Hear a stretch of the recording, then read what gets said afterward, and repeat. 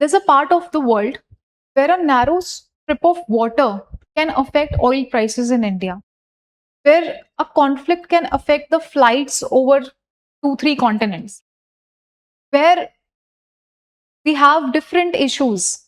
We cannot explain the matter only with a religion perspective or oil perspective or the involvement of US. So we have to understand the whole issue. So we have to analyze it from a broader lens and फिर हम छोटे छोटे informations collect कर सकते हैं. So I'll give you that navigation to understand that story through Disha Analytica episode 1. And I would like to have you on board specifically for the issue mapping. And then उसके according हमें जो भी information relevant लगती है जो हमें नहीं पता पहले से and we want more clarity और we want some rapid short notes, तो वो हम खुद से बना लेंगे. ठीक है. तो here the reason that I am talking about, जो एक ग्लोबल पावर को अफेक्ट करता है, ग्लोबल ऑर्डर को अफेक्ट करता है, and that region is usually called the Middle East. And when we see it from India's perspective, then we call it West Asia. So, Middle East particularly कैसे आया? So, we are going to see West Asia properly. हर बारी हम देखते हैं we have so many headlines from this region. जब हम European perspective से देखते हैं तो वो ईस्ट के मिडिल को मिडिल ईस्ट एक नाम दे दिया है उसने. But from India's perspective, when we see the Asia, so we always refer it as West Asia. So West Asia का सबसे पहले we need to understand about its geography, why it is important, why it is a strategic area for the whole of world. And then we have to understand the historical fault lines that, you know, the centuries old conflicts, the decade old conflict that keeps distressing us today and keeps creating problems. So you can understand कोई maritime security concern है, वो कहीं ना कहीं Indian economy को affect कर रहा है, ग्लोबली भी और रीजनली भी. So let's see this whole issue. अलग अलग issues को हम एड्रेस करेंगे.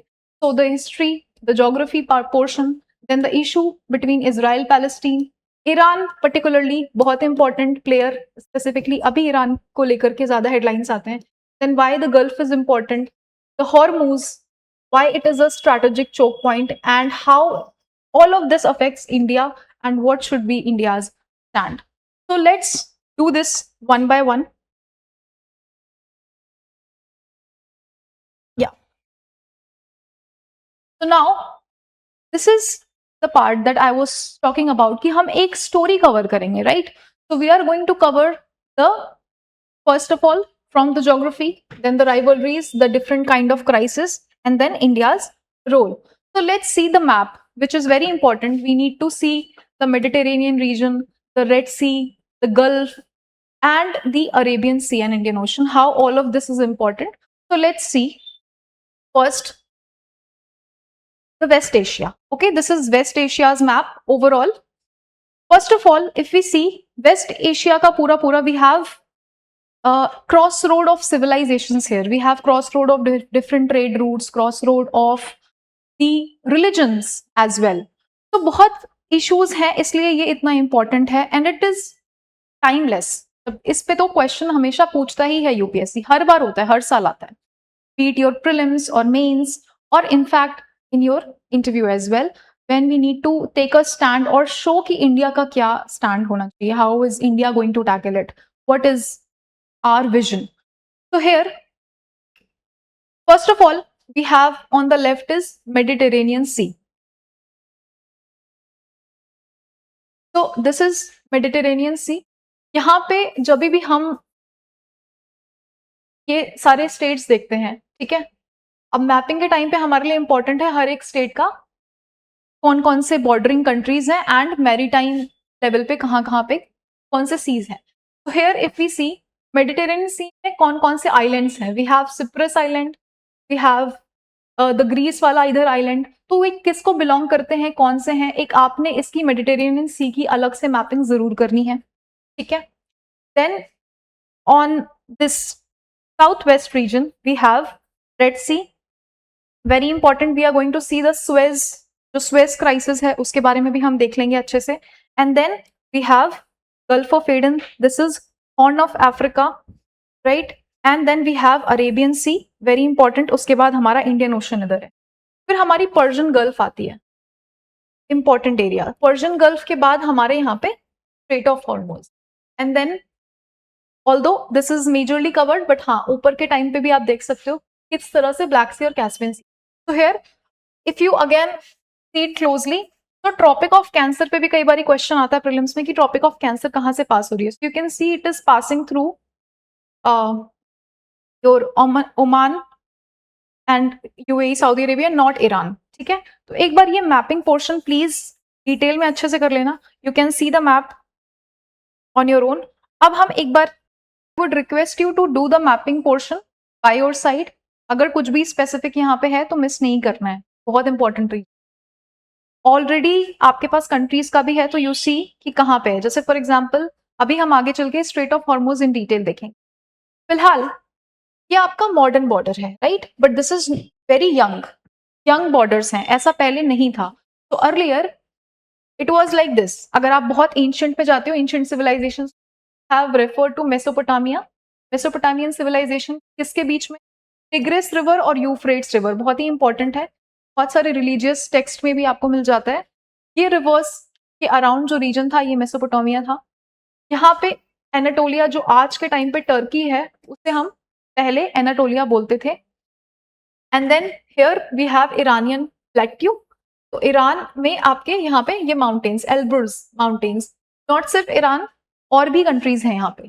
तो just go through your map, world map, आपको ये क्लैरिटी मिल जाएगी. तो ये एक एंशियंट टाइम का मैप हो गया.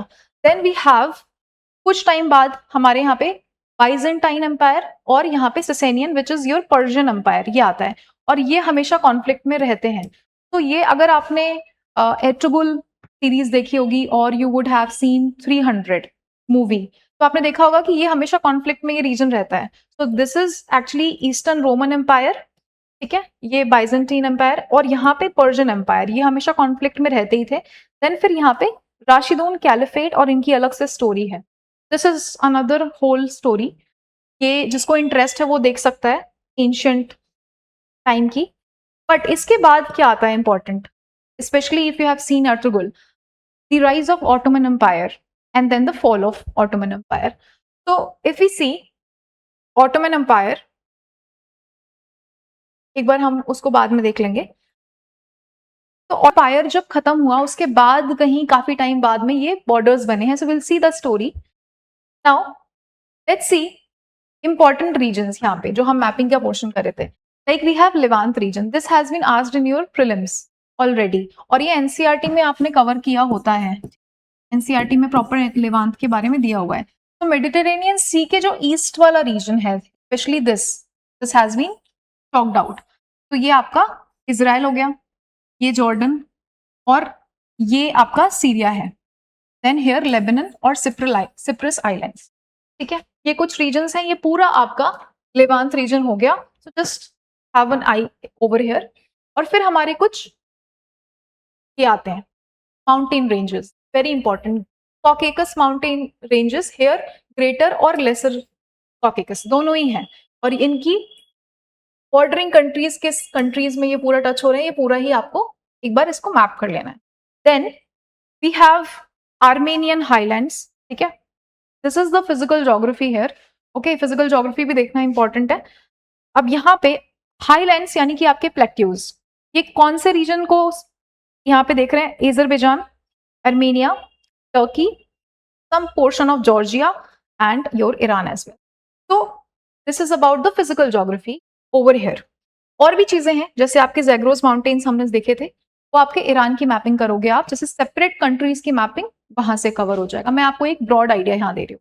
Now coming to the peninsulas. Peninsula ऐसा part of land which is covered from 3 sides from water. तो हियर ये है हमारी सिनाई पेनिनसुला. सिनाई पेनिनसुला जो हमारा इजिप्ट कंट्रोल करता है. हियर 3 कौन से वाटर बॉडीज हैं? एक तो यहाँ पे मेडिटेरेनियन में देख ही लिया, फिर here gulf of Suez and then gulf of Aqaba. अब यहाँ पे जब आप इजराइल की मैपिंग करते हैं Gulf of Aqaba becomes very important, especially when you cover your refugee settlements. Okay, so this is about Sinai Peninsula, and then we have Arabian Peninsula. ये Arabian peninsula, यहाँ पे भी 3 कौन से बॉडीज आ गए, इधर हमने देखा था दी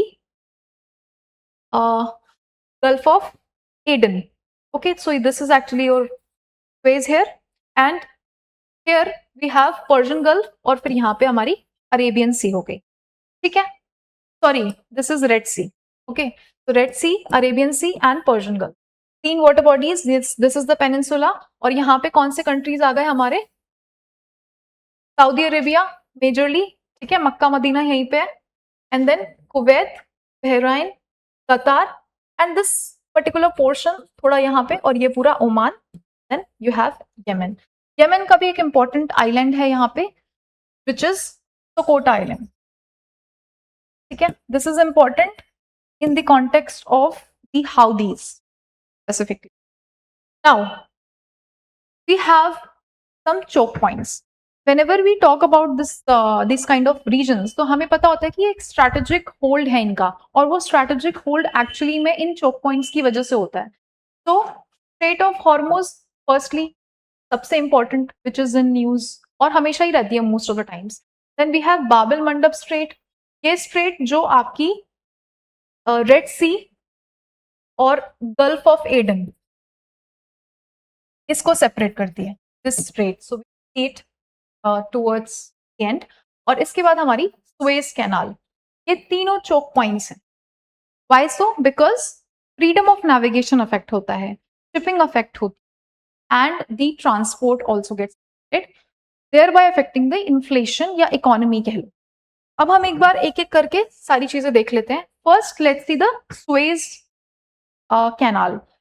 So, you can be asked about the chronology from north to south. ये बहुत पूछता है यूपीएससी. तो जैसे आप देखो, ये Suez Canal जब बनाई गई तो सबसे पहले ऊपर में यहाँ पे क्या आ रहा है, पोर्ट सैयद. ठीक है, फिर आपके ये कुछ लोकेशंस हैं, just Said, Al Qantara, Ismailia, Nafisha. Okay, then we have Great Bitter Lake, एक ग्रेट बिटर लेक आई, और फिर लो यहाँ पे लेसर आती है. ठीक है, then we have Gulf of Suez. तो this is the order that you should know. अब चाहे तो आप इसका मैप अपने पास सेव रखो, और you can just keep diagram उसका बनाते रहोगे तो याद रहेगा, या फिर एक फ्लो चार्ट काइंड ऑफ. ठीक है, then comes this Horn of Africa, है ना, एक ये. बट मोस्ट इंपॉर्टेंटली जो हम बाब-एल मंडब स्ट्रेट की बात कर रहे थे, विच is this. Here we have Red Sea, और यहाँ पे Gulf of Aden. So this Bab el Mandab Strait connects these two water bodies. क्या?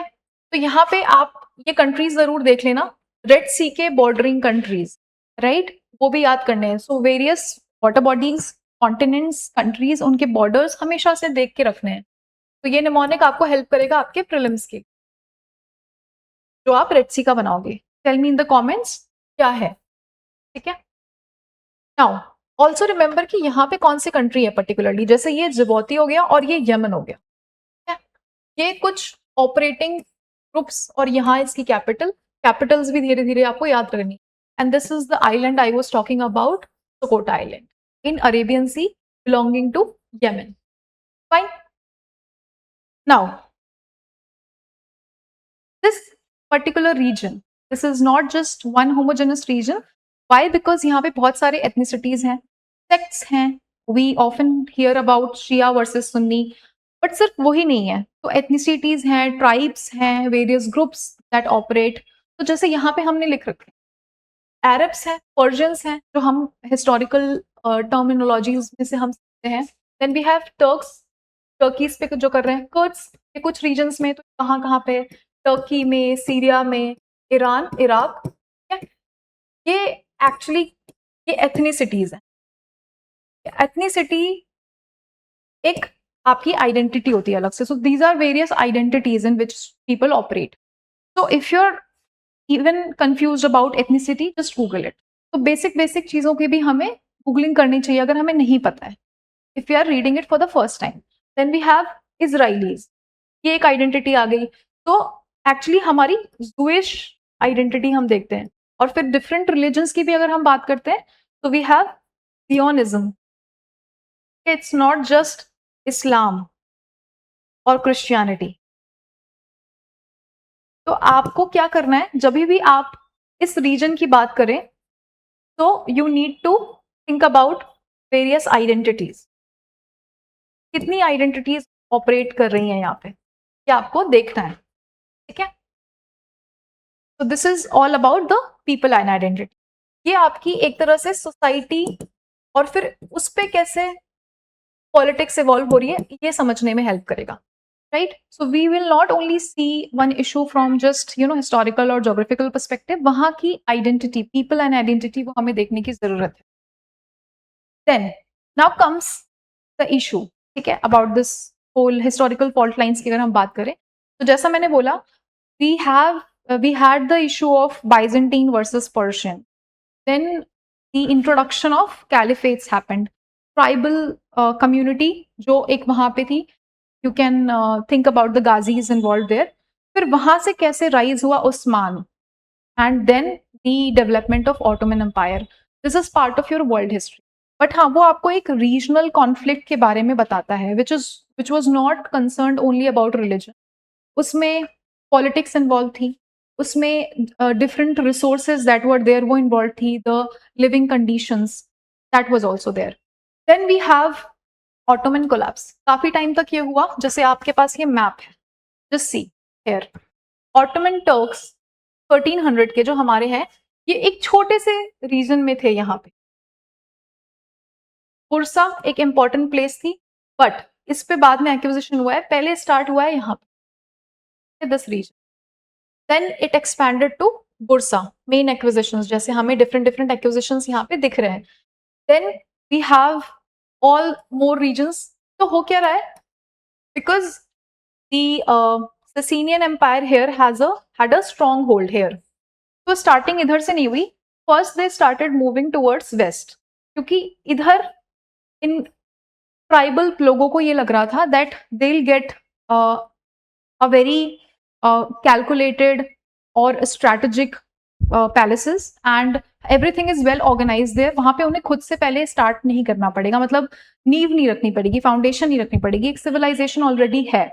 तो moving this side was relatively easy as compare to the east. तो west में जाकर इन्होंने expansion किया, कुछ धीरे धीरे ईस्ट में भी किया, बट ज्यादा नहीं, मेजरली वेस्ट में किया। तो ये सारे एक्सपेंशन हैं इनके, ये एक्विजिशन हो गए। एंड जो लास्ट एक्सपेंशन है is bordered by this line, this border line, ये लास्ट लेवल तक है जब एम्पायर अपने पीक पे था। ठीक है, तो this is all about this. अब जब मेडिटेरेनियन सी की आप मैपिंग करेंगे तो याद रखिएगा ये एगेन सी को कौन बॉर्डर कर रहा है, एड्रियाटिक सी कहाँ पे है, ये सारी चीजें भी आपको एक बार मैप करनी है। If you want me to do a separate video for mapping, just let me know in the comments, मैं वो कर दूंगी। ठीक है, then we have very important, अब ऑटोमन एम्पायर जब हमारा कोलैप्स हुआ है एक पीक पे आने के बाद, स्पेशली वर्ल्ड वॉर वन से जैसे हमारा पॉलिटिकल आर्किटेक्चर वहां पे चेंज हुआ है। Why so? Because Ottoman empire was part of the central powers and central powers lose कर गए थे। ठीक है, सो सेंट्रल पावर्स का लूज करना यहाँ पे बहुत भारी पड़ गया, ऑटोमन कोलैप्स कर गया यहाँ पे। And then there was talk between Britain and France. Britain और फ्रांस के बीच में एक सीक्रेट एग्रीमेंट भी हुआ, which is this, the 1960 agreement, Sykes Picot agreement. So this agreement actually was in secret. यहाँ पे ब्रिटेन और फ्रांस ने सोचा कि that we will divide the territory, आपस में हम बांट लेंगे according to our sphere of influence. So they drew some borders. अब ऑब्वियसली ये बॉर्डर अपने आप में सोलली नहीं इंपॉर्टेंट है, but yes they shaped the politics of that region to an extent. तो अब यहाँ पे मॉडर्न बॉर्डर्स जब इन्होंने बनाए, फिर धीरे से आगे हमारे और भी चीजें आ रही हैं, जैसे जब हम जूइश कम्युनिटी की बात कर रहे थे, तो वर्ल्ड वॉर में what happened, before world war in fact anti Semitism movement चल रहा था, right, as we know. Through our society का नॉलेज, या फिर सोशो में आपने पढ़ा होगा, ऑल, या फिर आपने वर्ल्ड हिस्ट्री के पार्ट में पढ़ा होगा. So when anti-Semitism was happening, the Jews were moving away from Europe, and there was immigration in this region, West Asian region or Middle East region. तो ये mass immigration यहाँ पे हो रहा था. Also, because of the Holocaust event, it kept on increasing. So here, Jewish people, they wanted support, and that happened after the secret agreement of Sykes Picot. 1917 में एक important Balfour declaration होता है. यहाँ पे ब्रिटिश सपोर्ट करते हैं एक Jewish national home के लिए इन पैलेस्टीन. तो हियर कुछ जूइश लोगों को भी सपोर्ट मिलता है, एंड स्पेशली जो वहाँ पे नॉन जूइश कम्युनिटी है उनको भी यहाँ पे सपोर्ट मिलता है to stay and make this their homeland. Okay, तो दिस पैलेस्टीनियन टेरिटरी जो कि काफी ब्रॉड थी पहले, वो काफी कम हो गई. विल सी कि वो अब पर्टिकुलरली वहां पे इजराइल एंड पैलेस्टीन दोनों है. ठीक है, if you C the map तो आपको दोनों दिख जाते हैं वहां. So this is about Balfour Declaration. यहाँ से आइडेंटिटी मिली, and then we came to the UN Partition Plan. 1947 में यहाँ पे particularly UN ने डिवाइड कर दिया, एक बाउंड्री बना दी प्रॉपरली, एंड इट प्रपोज्ड कि कुछ अरब स्टेट्स होंगे एंड जूइश स्टेट होगा.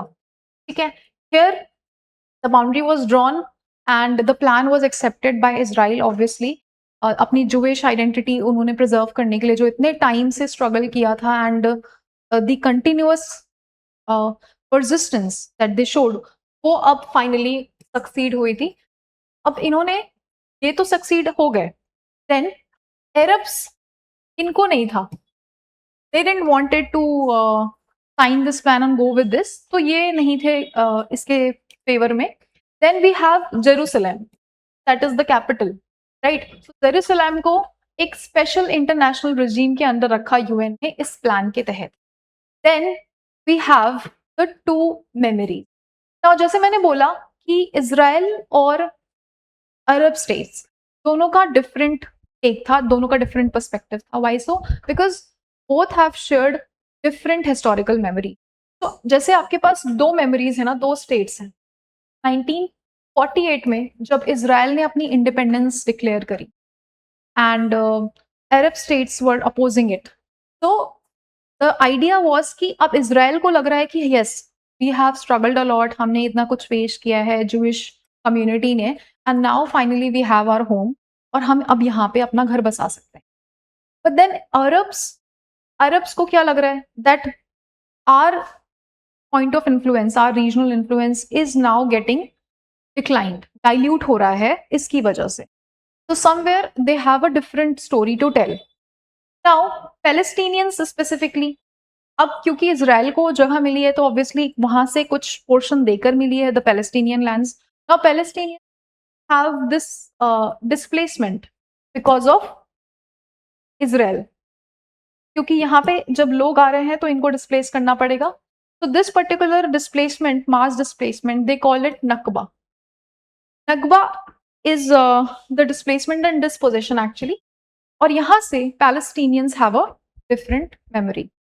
So whenever you're asked this question about the historical memory, तो हमेशा ध्यान रखना है कि this is about the story which the generation has, or the story of a particular civilization. उनका क्या है, उनके जैसे एक क्वेश्चन हमारे टेस्ट में भी आया था about the historical memory of Kumbh Mela, but many people were not getting the demand. तो डिमांड यही है कि आपको हिस्टोरिकल मेमोरी यानी किस के किस पोर्शन में कुंभ मेला के बारे में मेंशन है, किस तरह से मेंशन है, वो बताना है. ठीक है, तो keep taking out the keywords also from this session. It will help you a lot in mains specific. Now we have another thing. This was about 1948, the independence that happened. Now we have 1961, where we have witnessed 6 days war. 6 days war यहाँ पे हुई. Why? Because everyone actually here tried to attack Israel. सबने सोचा the bordering states that we will get the hold of that territory और हम इन्हें खत्म कर देंगे, but Israel came out victorious. And then we have various things जो Israel ने टेरिटरी ऑक्यूपाई करी, जैसे west bank. Here you can see west bank. इसका पोर्शन एक्चुअली यहाँ से हम कार्व आउट करके देख रहे हैं, तो this is called west bank of this actually the region. Then we have east Jerusalem. Jerusalem, this is Jerusalem और इसका east portion here, east Jerusalem इसको बोलते हैं कुछ लोग. And then we have the Gaza carved out from the portion of Egypt. And then we have this Sinai Peninsula भी पूरी ले ली थी इजराइल ने उस टाइम पे. This is Golan height from Syria, ठीक है. And then some portion here also, जो यहाँ पे मेंशन नहीं है, थोड़ा सा पोर्शन क्योंकि सनाई पेनिनसुला का पार्ट है तो ये ले लिया था. तो this was the map actually, the land occupied by Israel in 1967.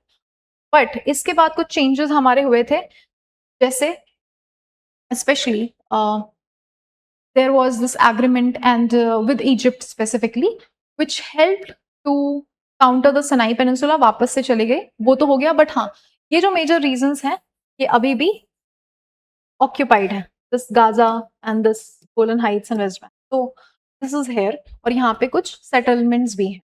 Now there was a different take after the 1973.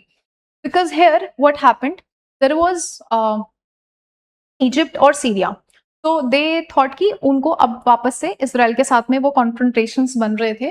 So this culminated into a war actually. So there was an October war which was popularly known as Yom Kippur War और ये 1973 में हुआ. Here it is mentioned. So this was the choking again. तो यहाँ पे finally इस particular area से हमें पता चलता है कि ऑयल एक ग्लोबली इंपॉर्टेंट पीस कैसे निकल के आता है, that peace from the historical present.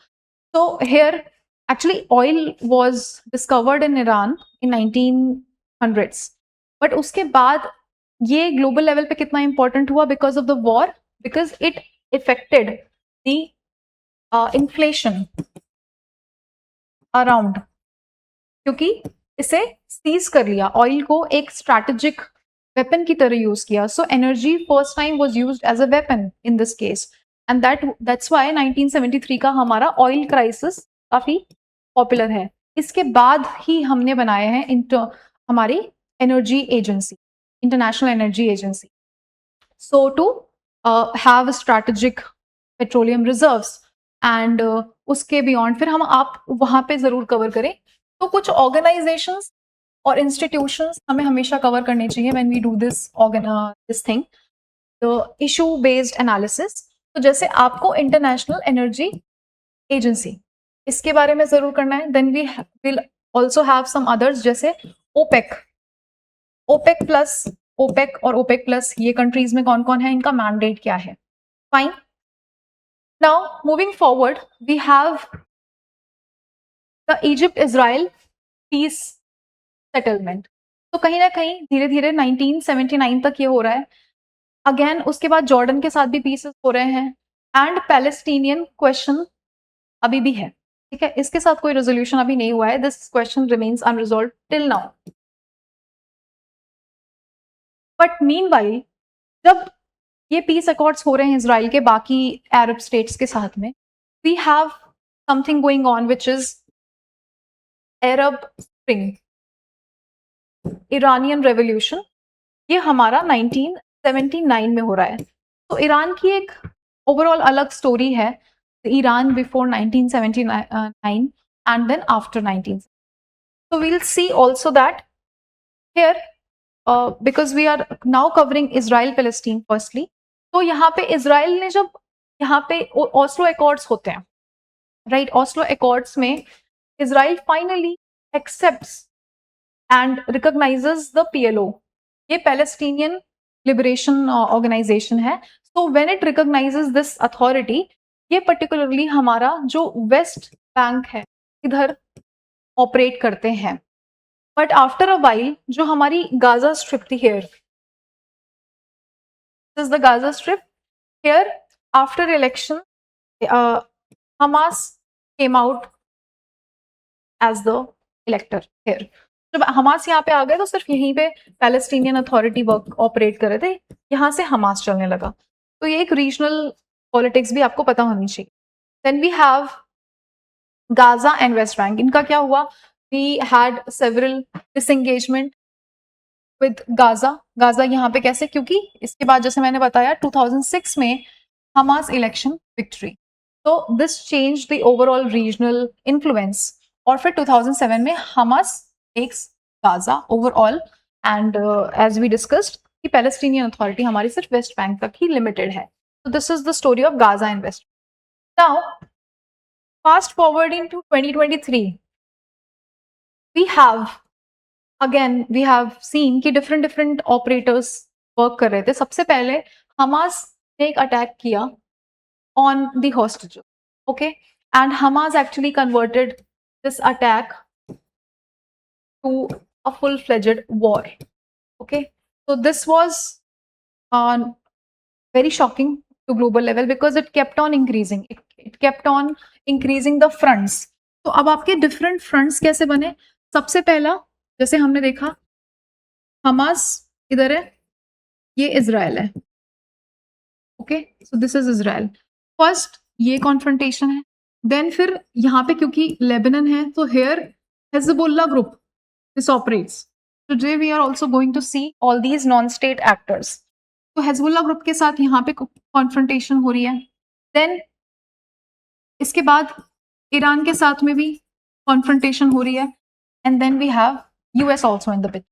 So we'll see all of that, but first let us cover Iran. ठीक है, ईरान के बारे में अभी देख लेते हैं. that ईरान में there was a coup crisis in 1953. what was happening here? एक पीएम थे वहां पे, he was a Shah Mohammad. ठीक है, ये फर्स्ट आपके यहां से अगर हम देखते हैं तो there was a coup that was allegedly supported by the British and Americans and Russians specifically. तो इन्होंने ये नहीं चाहते थे कि वहां पे पर्टिकुलरली इनका गवर्नमेंट चले, because that was not aligned with US particularly. तो here not Russia, just US. तो here they try to make a coup here. और उसके बाद फिर हमारे नए आते हैं Shah Mohammad Reza Pahlavi. This person is in alignment with US, and this यहाँ पे फिर बहुत सारे modern equipments आते हैं, development is happening, and investment, foreign investment particularly is happening, all of that sort. So rapid modernization हो रहा है. But because this person was authoritarian in nature, तो वो authoritarianism की वजह से there were social and economic grievances. उन social और economic grievances की वजह से there was a particular group that was forming under the leader Ayatollah Khomeini, and this person wanted to overthrow the government. तो एक revolution यहीं पे आता है जिसे हम कहते हैं Iranian revolution, अरब स्प्रिंग. ठीक है, तो ये यही चाहते हैं कि इनको ओवरथ्रो करना है. बट इसको ओवरथ्रो करने से it is not just overthrowing of the government, it is also overthrowing of a previous identity. How? Because after this, Iran के रेवोल्यूशन के बाद में अब हमारी जो ये स्टेट है वो इस्लामिक रिपब्लिक में कन्वर्ट हो जाता है. ओके, तो ये इस्लामिक रिपब्लिक में कन्वर्ट होते ही जो ईरान यूएस का एलाई था वो यूएस का प्रिंसिपल एडवर्सरी बन जाता है.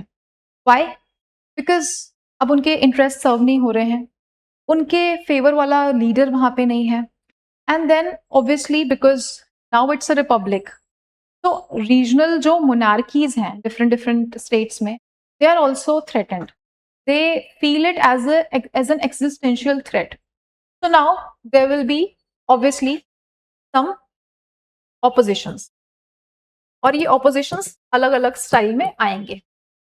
नाउ हियर ईरान में after this there was US embassy hostage crisis. तो यूएस एम्बेसी में कुछ लोगों को होस्टेजेस रखा गया काफी टाइम तक. तो this is about the 4 days. And then this particular जो भी रिलेशन था वो ऐसे एग्रवेट होता चला गया. Then we have very important, अब ईरान और इराक वॉर हो रहा है. As I said that the surrounding states were finding it very existential threat. So they started doing some tactics कि किसी तरह से ईरान को हम सप्रेस करें. तो Saddam Hussein's government in Iraq, they started कि मतलब दे थॉट कि हम एक लेसन सिखाएंगे अब ईरान को. तो दे स्टार्टेड अ वॉर. ठीक है, उन्होंने सोचा हम यहाँ सप्रेस कर देते हैं. तो एक लंबी वॉर चली यहाँ पे. They wanted to isolate Iran and they were also getting support initially from US. So they started, but Iran का अभी कुछ चीजों में उसको भी सपोर्ट है and fresh government is happening. तो इसकी एक अलग से पूरी कहानी है. Overall here Iran build it strategic depth. ठीक है, ईरान को यहाँ पे समझ में आ गया that it can not it can not fight with a supreme power, a global power. Strategically कैसे वो कर सकता है? Through having some non state actors in place, कुछ रीजनल इन्फ्लुएंस है, स्ट्रैटेजिक डेटरेंस क्रिएट करके, regional depth. So it started expanding through various networks. ठीक है, हियर व्हाट हैपेंड स्पेसिफिकली अगर मैं बात करूं तो स्फीयर ऑफ इन्फ्लुएंस बढ़ाने के लिए specifically after this Iran started collaborating with various forces. जो नॉन स्टेट एक्टर्स हमारे यहाँ पे हैं आपने देखे होंगे अभी जैसे हम जिनकी बात कर रहे थे. First is the Houthis. They operate from Yemen. Now don't think them as just the ally of Iran. इनके अपने रीजनल इंटरेस्ट हैं. They have their own political context. तो they do not align totally with Iran की मतलब they are not just one perspective नहीं है इनका, और भी चीजें हैं. तो एक हाउदीज हो गए. सेकेंड आपके Hezbollahs, they operate from Lebanon. Then we have Hamas, they are part of Palestine. Now अब ये सारे अपने डिफरेंट है. जैसे Hezbollah, this is Sunni predominantly, but because Lebanon में है, इनका जो एनिमी है वो इजराइल है. And the common enemy attracts the enemies together. So here what happened कि इजराइल के एनिमी, कॉमन एनिमी होने की वजह से Iran supported Hezbollah. Fine. So this is about the influence, the regional influence that Iran expanded, and from them they started कि वो उनका एक strategic depth भी वहां पे create हो रहा हो.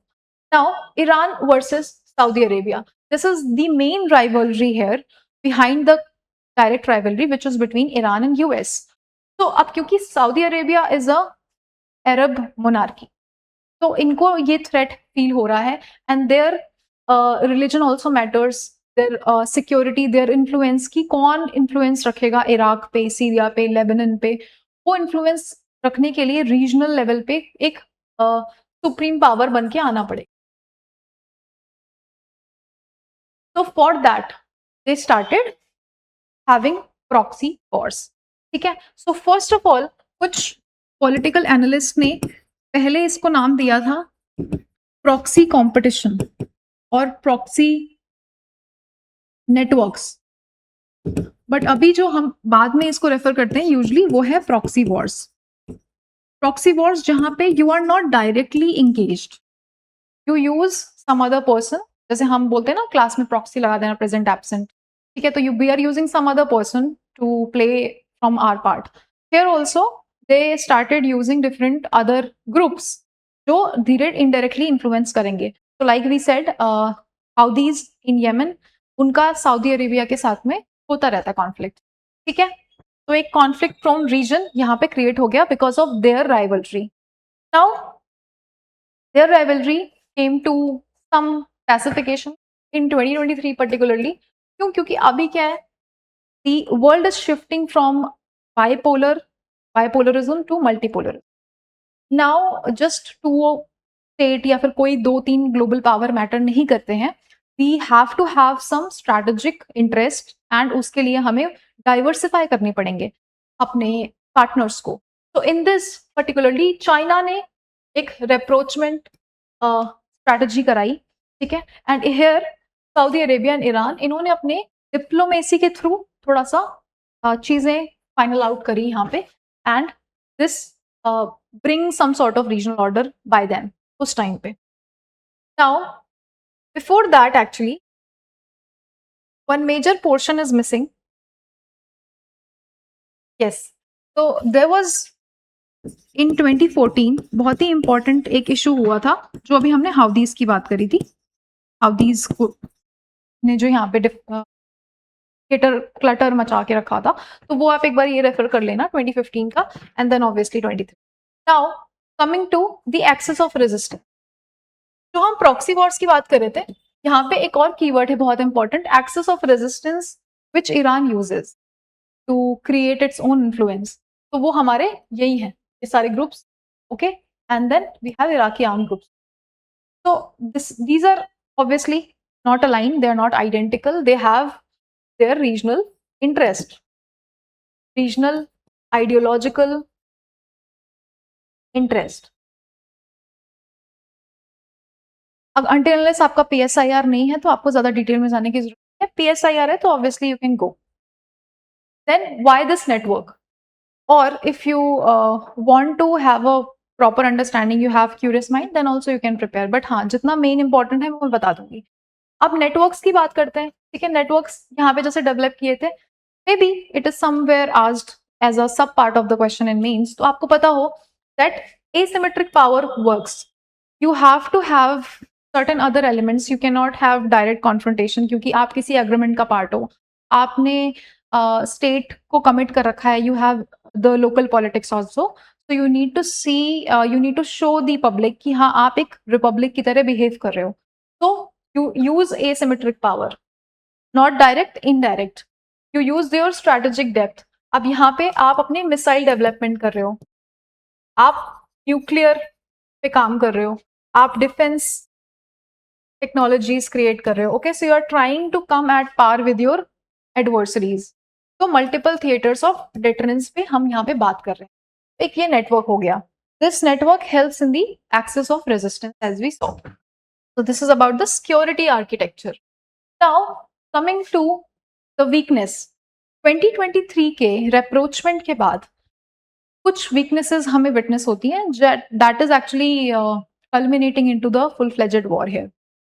First of all, जो हमने देखा कि गाजा पे वॉर हो रही है, हमास ने अटैक किया, स्पेशली 2023 पे किया, एंड देन गाजा वॉर के बाद में हमास तो लूज हो ही रहा है, हमास वीकन पड़ रहा है because Israel obviously has advanced technologies and it also has support from US.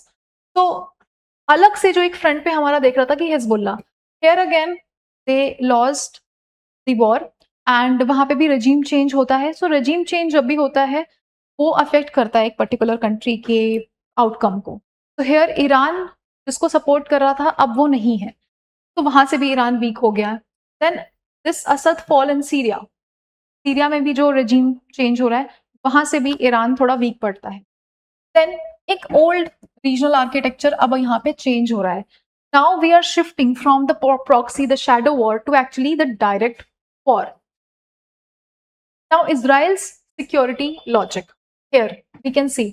अब अगर आप इमेजिन करो that you are Israel, you are a short region वाली कंट्री, आपके पास ज्यादा स्पेस नहीं है, you are bordered with a lot of enemies.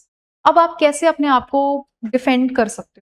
You need to build advanced deterrence, you need to build early warning system and air strikes से अपने आप को आप बचा पाओ, ये सारी चीजें. So we have intelligence networks build यहाँ पे इजराइल में. इजराइल ने अपने मिलिट्री को बहुत सुपीरियर कर रखा है and there is some system deployed in terms of the training, the mandatory training that every Israeli has to have. उसके बाद फिर mobilization of resources according to the security doctrine, the security logic, and then missile defense as we say. तो सारी चीजें हमने accordingly यहाँ पे देखी कि इजराइल ने डेवलप कर रखी. Now जो मैं बात कर रही थी कि हमारी जो प्रॉक्सी वॉर है अब वो है नहीं, the old system of shadow war that converted into direct confrontation. So this was not in accordance with the political analysis कि हाँ कभी भी इसराइल और ईरान डायरेक्ट वॉर पे नहीं आएंगे. This proved them wrong actually. So here जो पहले साइबर लेवल पे होते थे, साइबर कॉन्फ्लिक्ट्स होते थे, कोवर्ट में होते थे, कैसे कि एक दूसरे के मिसाइल्स डेवलपमेंट वाले पे या फिर जो मिलिट्री कैंप्स हैं उस पे स्ट्राइक करना, ये इनडायरेक्ट चल रहे थे, कोवर्ट ऑपरेशंस थे. Covert is when it is hidden, you are not coming out fully, you are operating from an invisible trap. तो कोवर्ट ऑपरेशंस हो रहे थे. बट 2024 में particularly after the different axis of resistance का weakened पड़ना, उसके बाद यहाँ पे डायरेक्ट कॉन्फ्रंटेशन होती है, इजराइल अटैक्स ईरान. ठीक है. And then we have in June 2025 we have 12-day war, 12 दिन की कंटिन्यूअस वॉर चलती है 2025 में. एंड देन वी सी की 2026 में US also enter. In fact in 2025 US का ऑपरेशन होता है. वी हैव ऑपरेशन, उसका नाम आप मुझे बताओगे कमेंट में कौन सा ऑपरेशन यूएस आया था. And then we have in fact 2-3 operation. So just show me the chronology. Then अब हम अगर ईरान की बात करें तो ईरान में it's not only about the oil crisis और the regional politics, the regional influence, और in fact the type of regime that Iran supports or the ideology. क्योंकि Iran is was part of Persia. Okay, so they have a different Persian identity also, other than the ethnicity, the tribes. अब यहाँ पे एक, क्योंकि Iran ने भी अपने आप को न्यूक्लियर पावर बनाना है, but Iran was actually part of NPT. So NPT is non proliferation treaty. Proliferation जब आप किसी चीज को बढ़ावा देते हो, you are keeping a multiplication of a particular thing. Here particularly it's about the nuclear weapon. तो न्यूक्लियर वेपन को प्रोलिफरेट नहीं होने देना है, that is non proliferation treaty. And इसके कुछ ही सिग्नेटरीज हैं. आप मुझे बताओ कि is India signatory to this और not. Then Iran particularly is part of this. अब इसका पार्ट होने की वजह से non proliferation treaty, Iran has given this position कि हाँ मैं न्यूक्लियर वेपन नहीं बनाऊंगा, I will use the power only for the basic needs, energy needs. तो here one important organisation again comes. ये तो आपकी ट्रीटी हो गई. अब ये ऑर्गेनाइजेशन क्या है? International atomic energy Agency. क्या काम है इसका? Its mandate is to verify and put safeguards. तो वेरिफिकेशन करना और सेफगार्ड करना इसका काम है. इसके बारे में भी एक बार आप कर लें. तो ऐसे ना शॉर्ट रैपिड रिवीजन शीट्स आपको बना लेने चाहिए, थोड़े थोड़े छोटे छोटे, just like a post card for your prelims knowledge, और कई बार मेंस में भी काम आते हैं. तो एनपीटी आईएए हो गया. Then because this nuclear crisis was happening, तो एक कॉमन होल्ड आया जहां पे JCPOA, this is Joint Comprehensive Plan of Action. This happened in 2015. Okay, 2015 में P5+1 EU, ईरान, इन लोगों ने साथ में ये कॉम्प्रहेंसिव एक्शन प्लान ये साइन किया, और इसके तहत एक सेट लिमिट लगा दी गई कि ईरान इससे ज्यादा नहीं करेगा nuclear enrichment.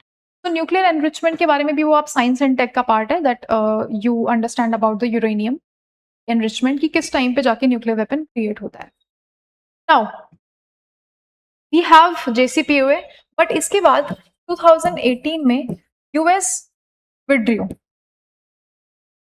citing concerns over enrichment. तो यूएस को लगा कि Iran is not abiding by the action and वो फॉलो नहीं कर रहा है जिस पे उन्होंने साइन किया था. तो US unilaterally withdrew from this JCPOA. और इसके बाद ये ब्रेक डाउन हो जाता है. Iran because now it has the option कि अब तो नहीं चल रहा वैसे भी, तो जैसे होता है ना कि अब तो मेरे को सबने गलत मान ही लिया है तो अब मैं करता ही हूँ गलत, तो इसलिए ज़्यादा एनरिचमेंट करना स्ट्राइक यहाँ पे कर दिया उन्होंने. एंड देन फॉलोड बाय, अब यहाँ पे क्योंकि ज्यादा एनरिचमेंट कर दिया तो it is also boosting the Israel's mind की उनको अब स्ट्राइक करने की जरूरत है। एक ये भी nuclear crisis was one of the reason. Now comes NPT. NPT के बारे में जैसे अभी मैंने बोला, जस्ट अ कॉन्सेप्ट कि हाँ प्रोलिफरेशन कम करना है, डिसआर्मामेंट करना है, and we need to promote peaceful nuclear uses under safeguards. ठीक है, पीसफुल यूजेस को प्रमोट करना है। नाउ ऑब्वियसली ये सारी चीजें आपको प्रिपेयर करनी है, एंड देन एनरिचमेंट की जैसे हम बात कर रहे थे, okay this is just the basic. I would rather से कि आप एक बार ना अपने साइंस एंड टेक का पार्ट है, तो you just go through the uranium enrichment, just do the basics again, rapid revision sheets. Information आपको खुद से करनी है, ठीक है, ये हमने सारी चीजें डिस्कस कर ली हैं। Okay, this just the back story थोड़ा सा। ईरान ने जब रीच किया तो 60% एनरिचमेंट उसके बाद कर ली है। आईएईए में डिस्प्यूट हुआ, ठीक है, the agency that we talked about, और उसके बाद न्यूक्लियर साइट्स पे अटैक किया यूएस ने। इन साइट्स के नाम, this also becomes important when you map Iran. तो जब आप ईरान की मैपिंग करें, ये साइट्स करने हैं, ठीक है, और अगर मैं कराऊंगी तो मैं करा दूंगी। Then America's interest, see it's not only about one issue, हमेशा बहुत सारे मल्टीपल इश्यूज के तहत कोई डिसीजन लिया जाता है। So here we have first of all Israel, ठीक है, अमेरिका को इजराइल को सपोर्ट करना है, one of the important allies. And then it has to secure freedom of navigation. Freedom of navigation is important for the transport of oil, the LNG. Okay, we'll see about it. And then we have energy security. Energy security, one of the major concern in today's world. Then we have to counter terrorism as well. America has this interest. In fact, India also promotes this कि हमें terrorism counter करना ही है at any cost. This is because this affects people beyond borders. Then we have to non-proliferation of anything. Because see, when Iran develops a nuclear weapon, तो आसपास के countries भी they will recalculate their strategic move, they will recalibrate their deterrence capabilities, and they will also prepare nuclear weapon. तो एक तरह से हमारी जो एक रीजनल लेवल पे पहले आर्म्स रेज हो रही है, और ये आर्म्स रेस फिर रीजनल से ग्लोबल में कन्वर्ट हो जाएगी, ठीक है, that's why non proliferation. Then regional balance create करना, एक regional balance help support a global order. Now we have the Gulf, ठीक है, अब गल्फ में कुछ कुछ चीजें इंपॉर्टेंट है, जैसे कि गल्फ कोऑपरेशन काउंसिल जीसीसी। तो इसमें कौन कौन आता है ये जरूर आप देख लें। This is the map, can see कि यमन नहीं आता है, ठीक है, ये सारे पार्ट्स हैं, Saudi Arabia, Kuwait, Bahrain, Qatar, UAE, Oman. देन ये सारे हमारे हो गए। अब यहाँ पे गल्फ किस तरह से काम कर रहा है, we have so many actors in West Asia, they want to have their own autonomy. अब जैसे सऊदी अरेबिया है, दे वांट टू सिक्योर देयर इंटरेस्ट। जब यूएस ने धीरे धीरे यहाँ से हटना स्टार्ट किया, when it started from Afghanistan itself, तो अब Saudi Arabia is in concern because US was the major investor in Saudi Arabia from starting. तो दे हैव दिस कंसर्न कि अब हमारी जो सिक्योरिटी है, because security basis were there, और फिर हमारी जो इकोनॉमी फ्लरिश कर रही है बिकॉज ऑफ दिस, ये कैसे वर्क करेगी विदाउट। So we can not rely on just one partner, we need to diversify. जैसे इकोनॉमिक डाइवर्सिफिकेशन हम कहते हैं, सप्लाई चेन रेजिलियंस की बात हो रही है, वो सारी यहाँ पे मैटर करती है। दैट बिकेम वेरी इंपॉर्टेंट, जैसे डाइवर्सिफिकेशन, हेज करना, और फिर मीडिएशन ऑटोनॉमी की तरफ लेके जाना, ये सारे कंट्रीज को यहाँ पे लगता है। तो दैट ऑल्सो हेल्प कि जैसे इसराइल के साथ भी जो इब्राहिम अकॉर्ड्स होते हैं, इब्राहिम अकॉर्ड्स में जो इसराइल, बहरीन आते हैं, तो वो इसलिए आते हैं because they want to secure their national interest, they want to secure their own economy. Now जैसे मैं बात करी थी, ये यही बात है, इब्राहिम अकॉर्ड्स। अब ये आपके एक शॉर्ट में मैंने यहाँ पे कवर कर दिया है दैट ये आपके सीरीज ऑफ एग्रीमेंट्स हो गए, ठीक है, ब्रोकर्ड बाय यूएस 2020 में। यहाँ पे मेन रीजन क्या था? Because they want to open up for trade, tourism के लिए, कोऑपरेशन के लिए, ये सारी चीजें यहाँ पे करना चाहते हैं।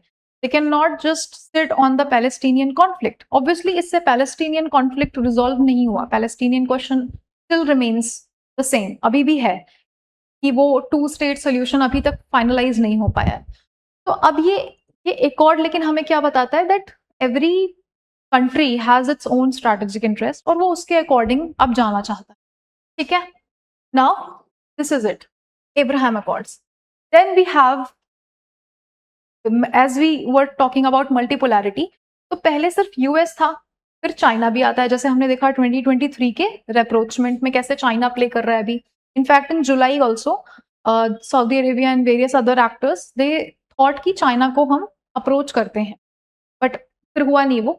Then we have Russia in place. Russia कैसे सपोर्ट कर रहा था? Sometimes Iran, sometimes Syria backed operations, तो रशिया का यहाँ पे चल रहा है। Then we have Turkey, very important, Turkey तो है ही यहाँ पे, the ancient Anatolia region, and then now we see Turkey is an important place. फिर हमारे ऑटोनोमस गल्फ पावर्स जो मोनार्कीज, इनका क्या यहाँ पे इन्फ्लुएंस है, ठीक है। देन वी हैव, ये तो पूरा सीक्वेंस ऑफ वॉर है, right. And now we have some updated, ये अभी अभी हमारी ईरान यूएस डिप्लोमेसी अभी भी स्टॉल्ड है, because they are not coming into the agreement कि वो हॉर्मुज के लिए भी जो सीज फायर भी हुआ था वहां पे भी रुके नहीं है। तो हॉर्मुज अभी भी चोक पॉइंट बनी हुई है की तरह, और गाजा इम्प्लीमेंटेशन यहाँ पे भी डिस्प्यूट अनरिजॉल्व है इसराइल एंड हमास को लेकर के। Israel is not ready to accept the US pact जो हमास का लेकर के प्रपोजल दिया है, तो ये कंडीशन अभी भी है। नाउ जैसे मैंने बोला था कि हम एक बार हॉर्मोज जरूर देखेंगे सही से, तो नैरो स्ट्रेट है, ग्लोबल एनर्जी प्रॉब्लम है, क्यों? Because very very important point, see कुछ कुछ डेटा जो हम कहते हैं इंपॉर्टेंट है वो बहुत ही कम होते हैं, बट आपको वो याद करने हैं, सारे डेटा नहीं। अब जैसे यहाँ पे क्या है, that EIA, this is US का एनर्जी इंफॉर्मेशन एडमिनिस्ट्रेशन। EIA का एस्टिमेट है दैट 1/4 ऑफ ग्लोबल ऑयल वो यहां से जाता है, ठीक है। This is getting transported from here, और फिर आपका 1/5 of global LNG, liquefied natural gas, ये यहाँ से शिप होती है। नाउ दिस डेटा तो इंपॉर्टेंट है ही आपके लिए। One more thing which is important कि अब आपको LNG और डिफरेंट अदर में आपको डिफरेंस पता हो, जैसे LNG, PNG, CNG, LPG, ये चारों में आपको डिफरेंस पता होना चाहिए। Fine, just do it as your homework. Fine, अब हम स्ट्रेट ऑफ हॉर्मुज पे आते हैं। ये हमारी स्ट्रेट ऑफ हॉर्मुज है which is connecting Persian gulf with gulf of Oman. Now see it carefully, ये जो पोर्शन है ना, this is Oman, this is not UAE, ये ओमान का पार्ट है जैसे यहाँ पे मेंशन है। तो ओमान एक तरफ हो गया बॉर्डर और एक तरफ आपका ईरान हो गया। तो हॉर्मुज पे if we see that who is controlling Hormuz, या फिर जो स्ट्रेट ऑफ हॉर्मुज पे ये जो वाटर्स हैं ये किसकी jurisdiction में आते हैं? So this is under UN clause, United Nation Convention on Law of Sea. Just read about it again. This is your information का part. Information आपको खुद से करनी है. It will help you to remember the fact. So it is part of UN clause first of all. और यहाँ पे some portion, जो कुछ territorial water आपका है वो ओमान के अंडर आता है और कुछ टेरिटोरियल वाटर आपका ईरान के अंदर आता है। हाउएवर ईरान ने इसको चोक कर रखा है particularly. So this choking of this narrow strip of water body is affecting a lot of things. कैसे? हमारे shipping cost बढ़ रही है because then you have to reroute the ships, और आपकी ट्रांसपोर्ट में भी जैसे आपको ज़्यादा टाइम वेट करना पड़ रहा है तो फ्रेट कॉस्ट आपकी एनीवेज इंक्रीज हो रही है। That freight cost increase that gets transferred to consumers, और consumers then face कि ये तो inflated cost आ रही है and then inflation हो रहा है। So you can see that how one particular region, इतना छोटा सा region अपने रीजन की जो स्पेस है उससे कहीं ज्यादा बड़े लेवल पर वो एक दूसरे दूर की जगहों को इफेक्ट कर रहा है. So you can see how it is very important and that's why it is called a strategic choke point. ठीक है. Now ये इकोनॉमी का पोर्शन ही है which we right now discussed. आपकी सप्लाई जब आपकी कम हो रही है तो आपकी इंश्योरेंस कॉस्ट बढ़ रही है, आपकी फ्रेट्स प्राइसेस बढ़ रहे हैं, आपके ऑयल फैसिलिटीज और सारे वोलेटाइल हो रहे हैं. Inflation travels to the world.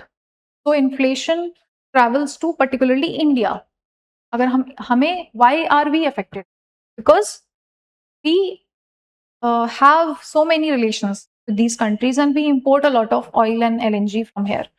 So let's see कि ये limited bypasses क्या क्या हैं जो हमें अफेक्ट करते हैं. जैसे सऊदी में ना पूरे ईस्ट वेस्ट पाइपलाइन है, इसका एक नाम है, I don't remember the name, but पूरे सऊदी को ऐसे कनेक्ट करती है ये east west pipeline.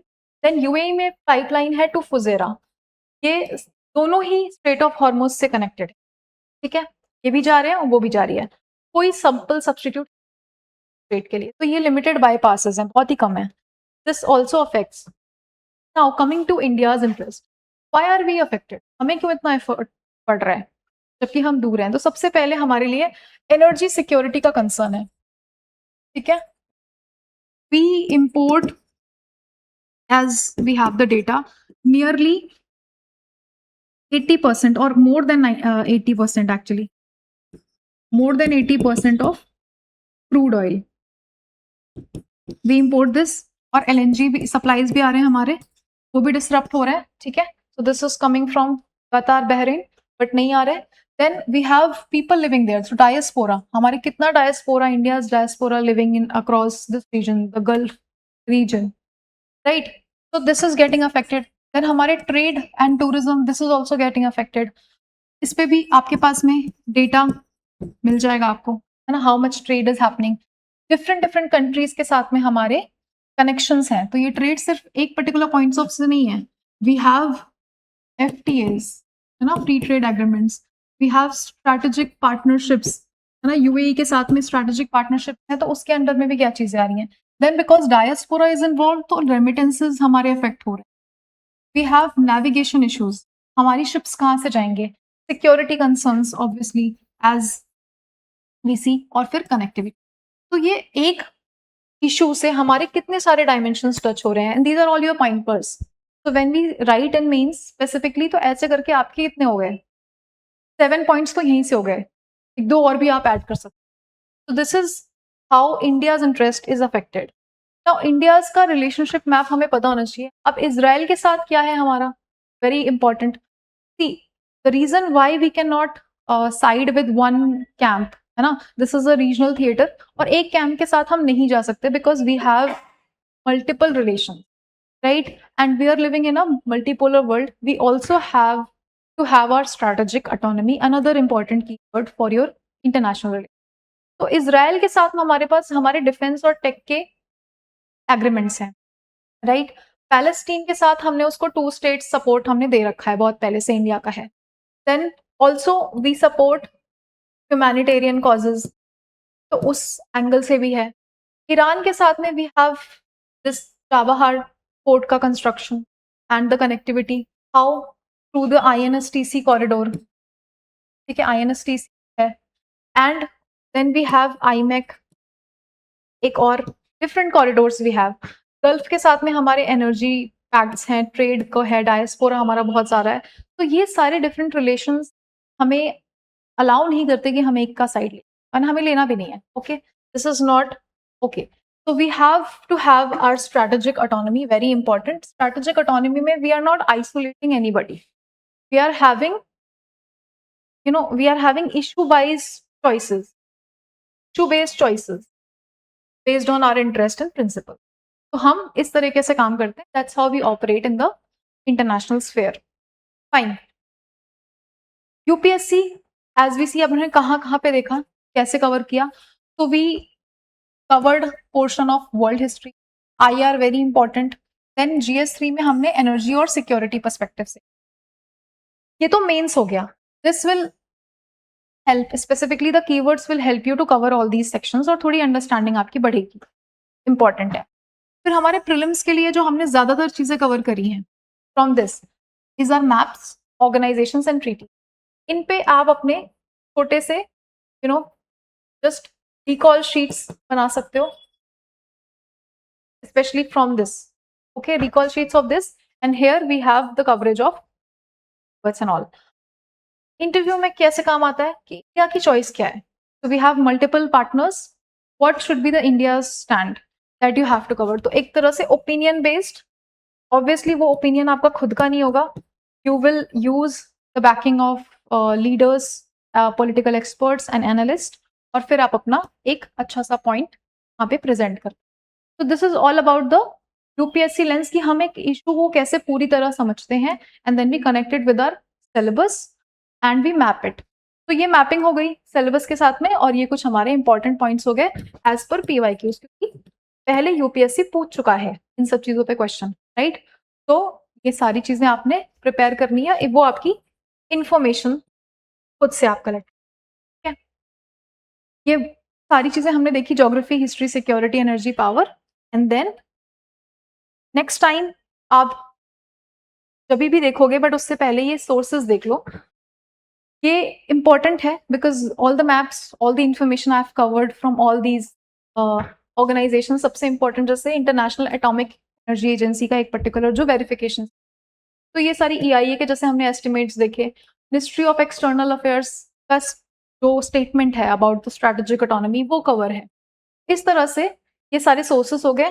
Now my last thing is कि whenever now you cover the headline या कुछ भी आप देख रहे हो, तो don't just see it as an isolated fact, try to see it from a broader perspective कि कौन से स्टोरी के कौन से लेयर से ये कनेक्टेड है। Is it about the historical fault lines, is it about the energy security, या फिर हमें कोई टेक्नोलॉजिकल इश्यूज आ रहे हैं यहाँ पे, ठीक है। So when for example you do the nuclear enrichment part, try to do the analysis of the enrichment. ये नहीं कि सिर्फ मगअप कर लिया कि कितना % होता है, पहले आप समझो how a nuclear weapon is formulated and what is the India's 3 stage nuclear doctrine, और हमारा पर्सपेक्टिव। तो whenever you do anything from global lens, उसको इंडिया से जरूर कनेक्ट करना है कि what we have as a nation, the indigenisation of technology, that is our part of GS3 science and tech, ठीक है। इस तरीके से आपको कोई भी इशू एनालाइज करना है overall, this will help you to prepare for all the stage, not just for one thing. तो इस तरह से आपकी प्रिपरेशन इंटीग्रेटेड रहती है। ये इन्फॉर्मेशन जो मैंने आपको बताई कलेक्ट करने में आपको हार्डली 10 to 15 मिनट्स लगेंगे and you are done with this chapter.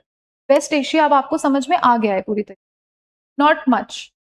इसके बियॉन्ड अगर आप कुछ कर रहे हैं, that is PhD, that is research, if your optional is PSIR, that is just your curiosity कि हाँ आपको अच्छा लग रहा है इसलिए आप करना चाह रहे हो। For example if you want to do the analysis of the ancient history, पूरा आप समझना चाहते हो, तो that is a different thing, that is not UPSC की प्रिपरेशन, क्योंकि ऐसा नहीं पूछ रहे about the Byzantine versus Persian.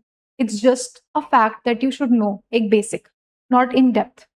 तो यू शुड नो कि कितना मुझे लेंथ और ब्रेथ कितनी कवर करनी, कितना विड्थ में जाना है, कितनी डेप्थ में जाना है। So with that, I would like to conclude this session of episode 1 of Disha Analytica. And please let me know in the comments if you want something else, और इसी में कुछ changes आपको हैं तो please suggest करिए. This is the first time that I am doing this, so it might not be perfect. It might not be as जैसा मैंने सोचा था. So please let me know in the comments. Give me a constructive feedback. I would like to read all of them. So with that, take care. Bye bye.